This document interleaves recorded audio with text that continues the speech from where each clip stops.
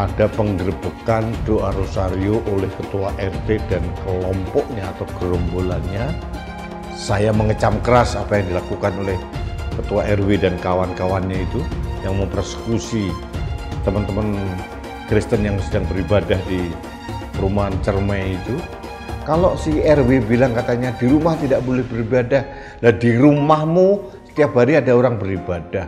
Kadang-kadang di rumahmu juga ada orang pengajian, mengundang banyak orang. Di masjid di komplek, kadang-kadang pagi-pagi sebelum azan sudah dikumandangkan dari tape recorder, dibuarkan pakai toa yang memengkakkan telinga juga. Di Islam kita sholat 5 waktu, kadang-kadang berjamaah di masjid, dan di masjid itu di setiap komplek ada masjid selalu berkumandang azan 5 kali. Bahkan kalau ada kegiatan pengajian, itu lebih seru lagi. Jadi sekali lagi saya mohon maaf kepada teman-teman yang beragama Kristen yang dipersekusi oleh orang-orang yang cupet nalarnya, sempit pemahaman agamanya, sehingga mereka ini tidak bisa mengedepankan toleransi beragama. Ini sempitnya pemahaman karena mereka mempunyai literasi agama yang sangat rendah, atau mungkin diprovokasi oleh ustadz-ustadz yang mempunyai pemahaman yang sesat. Orang-orang yang menyerbu adik-adik Unpam kemarin ketika mengadakan malam rosario itu, kalau mereka itu dilahirkan di NTT atau di Papua atau ditakdirkan oleh Allah untuk lahir di Eropa sana, mungkin tidak mengenal Islam, mungkin juga tidak mengenal apapun, bisa jadi tidak beragama, atau memang dilahirkan menjadi Katolik, dilahirkan menjadi Protestan. Karena kita semua ini mengikuti agama orang tua kita. Lalu kita kemudian merasa petentang-petenteng bahwa kita adalah penguasa bumi ini karena saya Islam. Saya menjadi Islam karena saya dilahirkan di Madura dari orang tua beragama Islam, maka Islamlah saya. Kalau saya dilahirkan di tempat lain yang dimana di situ tidak ada orang Islam, mungkin saya tidak akan beragama Islam. Jumlah manusia di bumi ini kurang lebih 8 miliar. Orang Islamnya kurang lebih sekitar 2 miliar. Sampai seberapa kuat kita gelisah oleh berbagai perbedaan, sementara yang berbeda dengan umat Islam hari ini kurang lebih sekitar 6 miliar. Sanggup sampean membawa sebilah pisau untuk melawan orang yang berbeda? Orang masih sibuk menghitung dosa orang lain, seperti yang menyerbu adik-adik kita ini, hanya karena berbeda. Sampai kapan kita itu harus gelisah dengan keimanan yang berbeda, keyakinan yang berbeda, agama yang berbeda, sementara kita masih punya orang yang berbeda 8 miliar lain, kurang lebih 6 miliar lain. Belum kita berbicara sesama umat Islam. Ini adalah efek dari ulama-ulama yang kadang-kadang menyerukan kebencian kepada pemeluk agama lain, menyerukan kebencian dan permusuhan kepada orang yang berbeda. Ini adalah ulama-ulama yang tidak wajib untuk diikuti, bahkan haram untuk diikuti. Ini hanya akan semakin membuat jelek wajah Islam dan syiar Islam.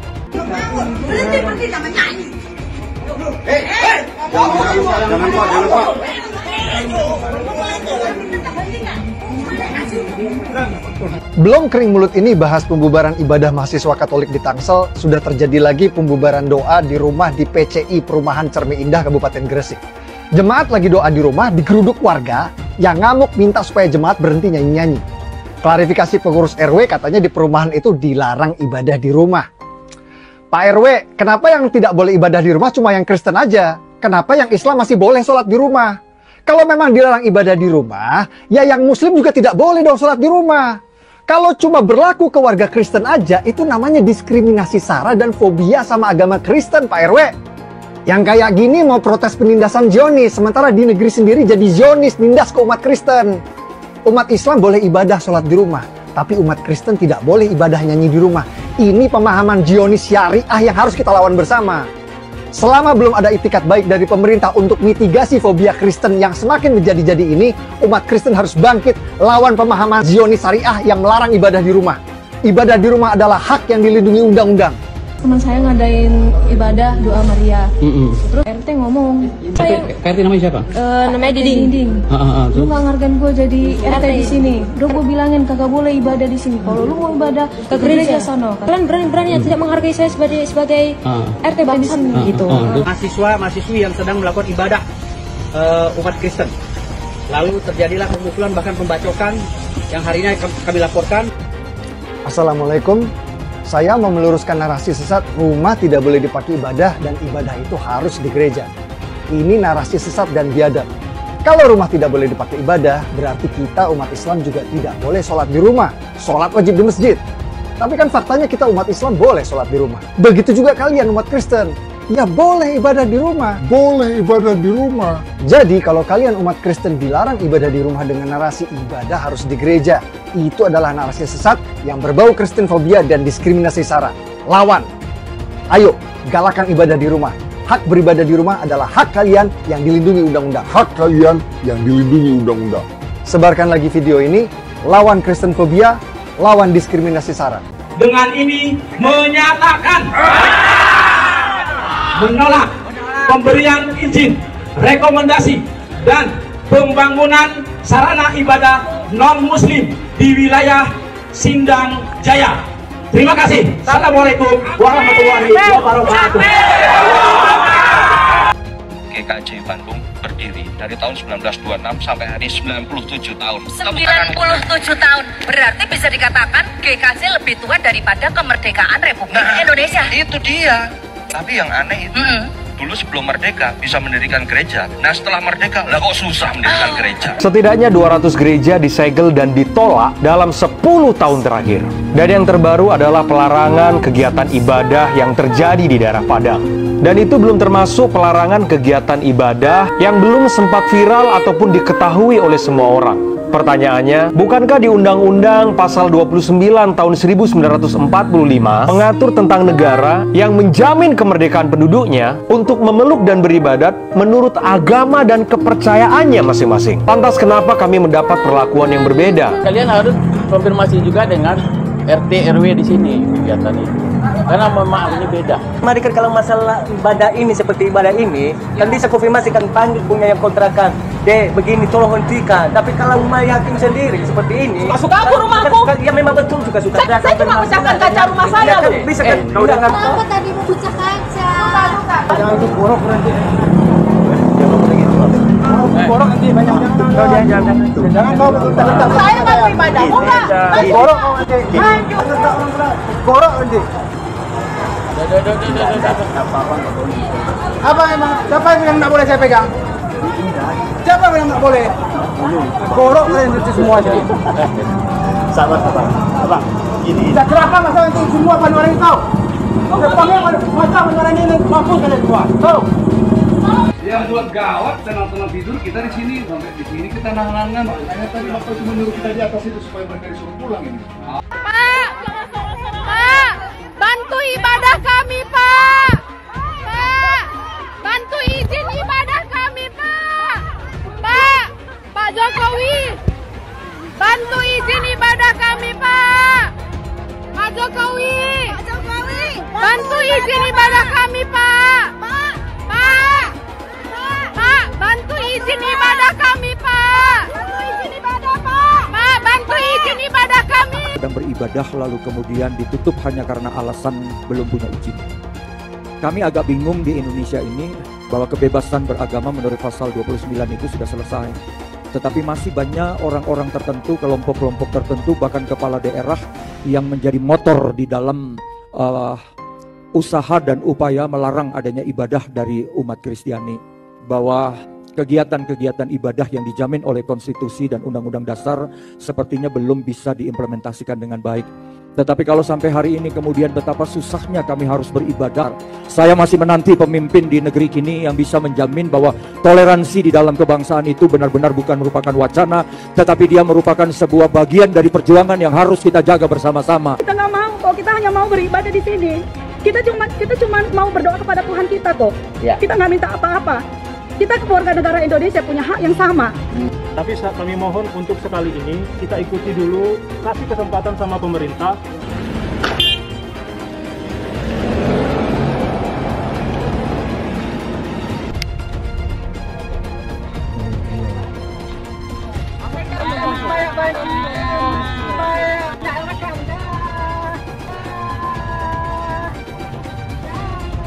Dari dulu saya sudah mengingatkan kalau MUI bisa jadi sarang sebenarnya dari kelompok radikal. MUI dengan segala kelebihannya adalah rumah terbaik bagi kelompok radikal untuk menguasai dan mengkapitalisasi umat muslim di Indonesia. Inilah kelicikan yang membawa nama agama. Setiap tahun ada saja kontroversi yang mereka keluarkan yang tidak membawa kesejukan dalam bernegara. Saya sendiri nggak tahu gunanya MUI itu apa. Ngeri memang MUI ini. Dengan label ulama, mereka menguasai penuh fatwa untuk umat Islam di Indonesia. Selain itu, selama bertahun-tahun mereka menguasai sertifikat halal di Indonesia dengan konsumen jutaan produk dan dananya tidak teraudit. Halo para elit MUI, jangan kira kalian bisa berlindung di balik label ulama. MUI pada dasarnya adalah sebuah LSM. Walaupun tidak memiliki otoritas yang resmi, sayangnya MUI kelihatan abai dalam hal menjaga keharmonisan hubungan antar umat atau antar aliran. Sering terdengar berbagai bentuk penolakan dan kekerasan dilakukan terhadap hak beribadah umat Kristen. Walaupun bukan sebuah lembaga negara atau otoritas resmi, MUI ini adalah lembaga yang didengar pendapatnya oleh umat Islam.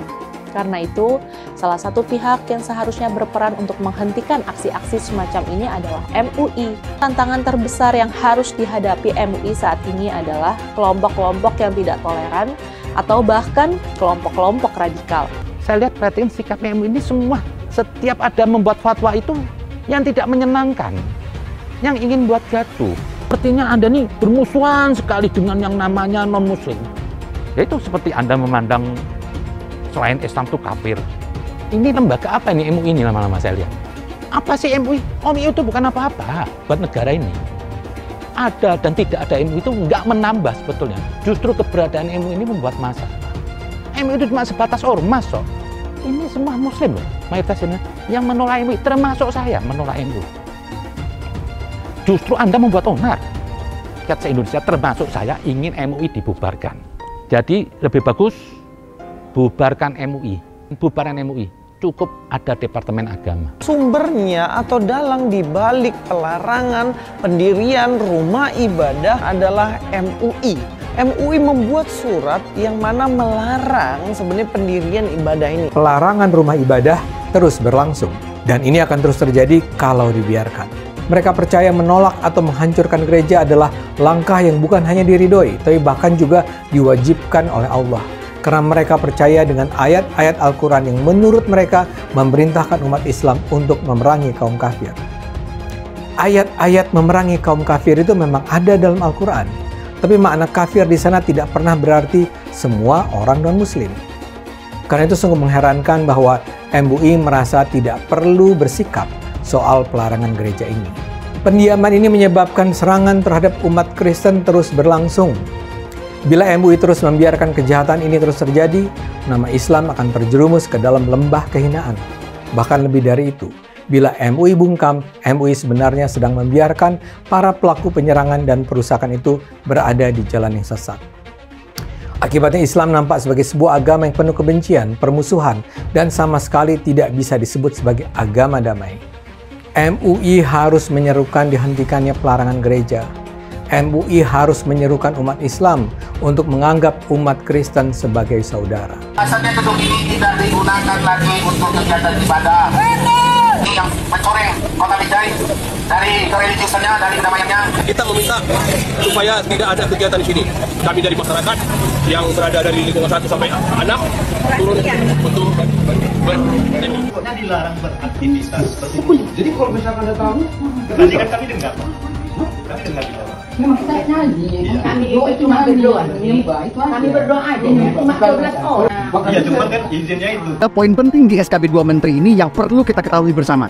Pada bab 1 pasal 3 dari aturan SKB 2 Menteri disebutkan, rumah ibadat adalah bangunan yang memiliki ciri-ciri tertentu yang khusus dipergunakan untuk beribadat, tidak termasuk tempat ibadat keluarga. Poin pentingnya adalah tempat ibadat keluarga tidak perlu pakai izin. Apa itu yang dimaksud dengan tempat ibadat keluarga? Kalau di Islam namanya musola, kalau di Kristen namanya kapel atau rumah doa. Apakah perlu izin untuk bikin musola di rumah atau di ruko? Tidak. Begitu juga untuk bikin kapel di rumah atau di ruko, tidak perlu minta izin.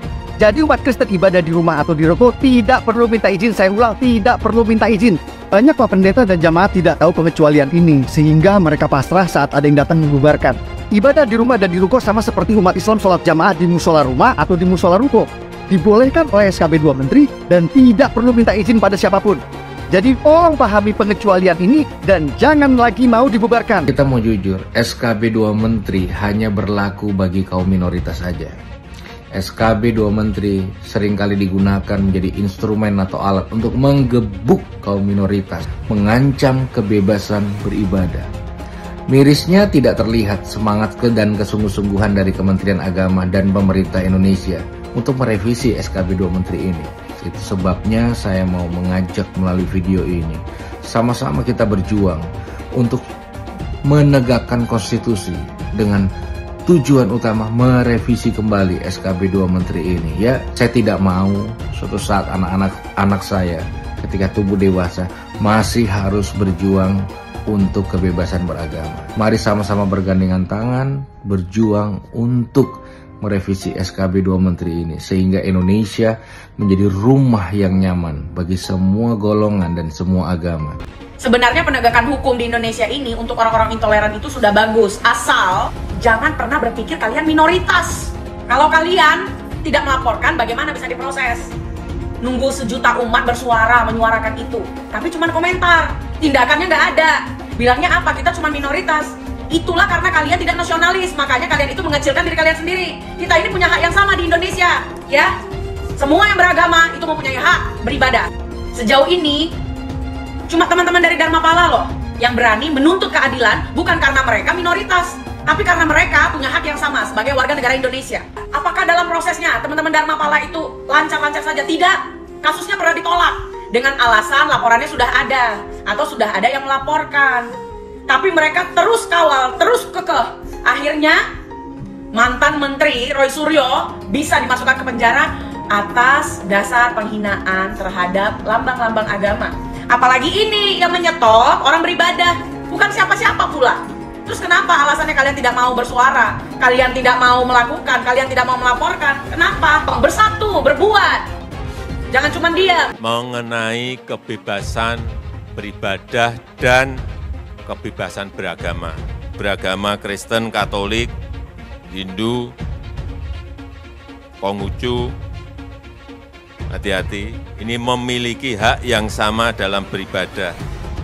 Beragama dan beribadah itu dijamin oleh konstitusi kita, dijamin oleh Undang-Undang Dasar 1945, Pasal 29 Ayat 2.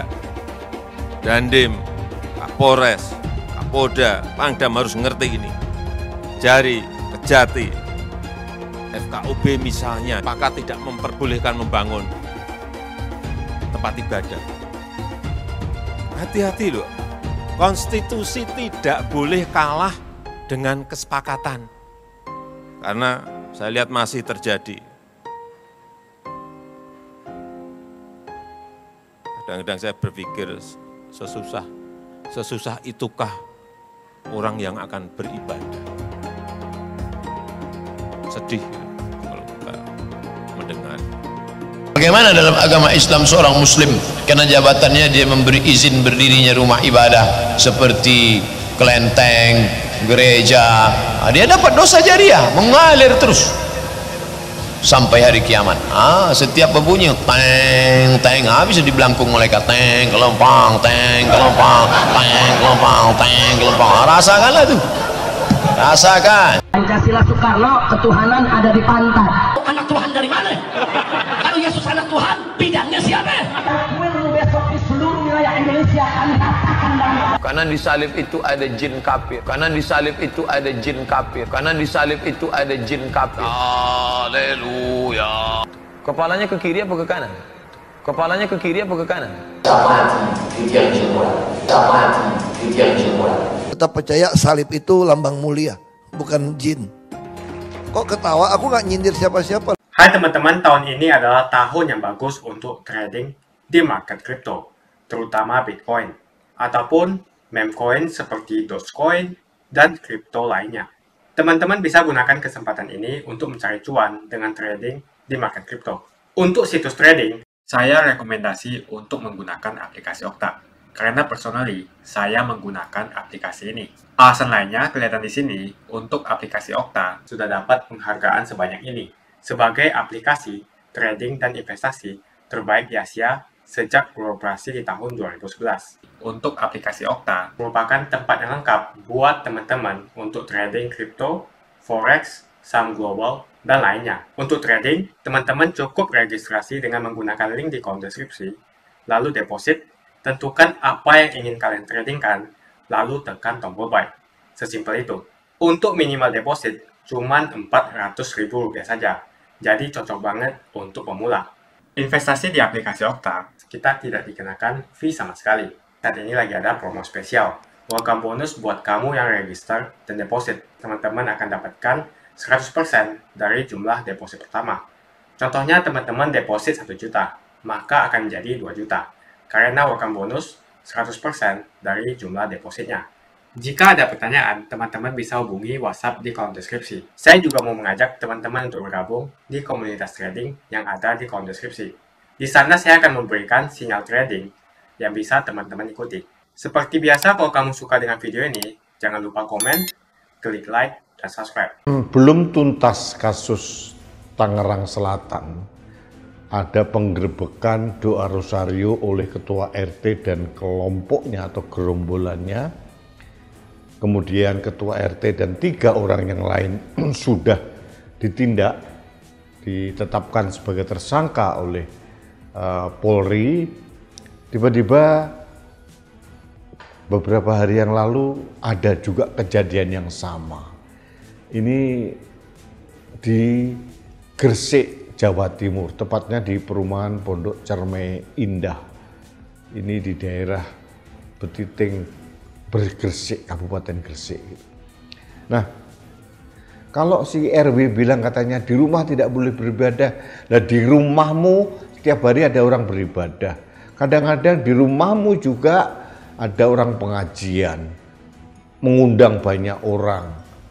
Di masjid di komplek, kadang-kadang pagi-pagi sebelum azan sudah dikumandangkan dari tape recorder, dibuarkan pakai toa yang memengkakkan telinga juga.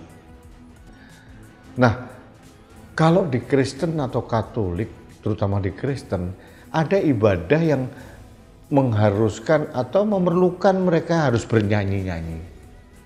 Nyanyinya bukan nyanyi yang nyanyi asal-asalan, tapi nyanyi syukur, nyanyi memuja Tuhan yang Maha Kuasa. Yang salah di mana? Masing-masing agama mempunyai gaya, tipikal, dan model ritual yang berbeda-beda. Itu harus dihormati. Ada hal yang sama lah, bahwa narasinya sama. Narasinya bahwa teman-teman Kristen atau Katolik tidak boleh bergerombol beribadah di satu rumah begitu, karena dia tidak nyaman, ketua RW-nya, ketua RT-nya. Jadi bagi saya ini aneh gitu. Cara ibadah masing-masing agama itu berbeda-beda. Di Islam kita sholat 5 waktu. Kadang-kadang berjamaah di masjid, dan di masjid itu, di setiap komplek ada masjid, selalu berkumandang azan 5 kali. Bahkan kalau ada kegiatan pengajian, itu lebih seru lagi. Jadi yang salah di mana?